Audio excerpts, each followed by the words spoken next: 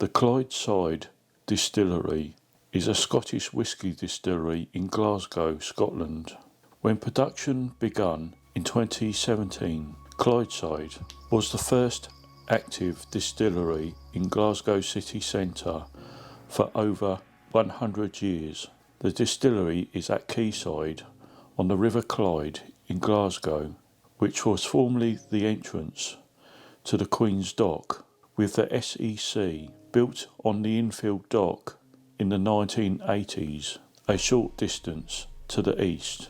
Construction of the distillery began in 2016 and the distillery opened in November 2017, following a £10.5 million refurbishment of the old dock pump house.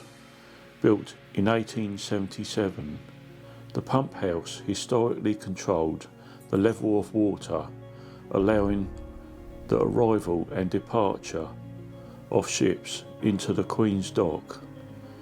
The distillery filled its first casks in December 2017.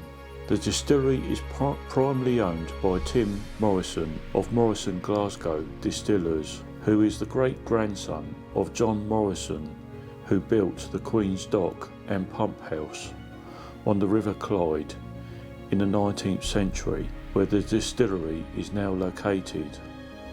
The Morrison family was previously owners of Morrison Bowmore until selling to Beam Suntory in 1994. The operations director is Andrew Morrison, son of the principal owner. The distillery manager is Alistair MacDonald, who was former distillery manager at Auchentoshan Distillery.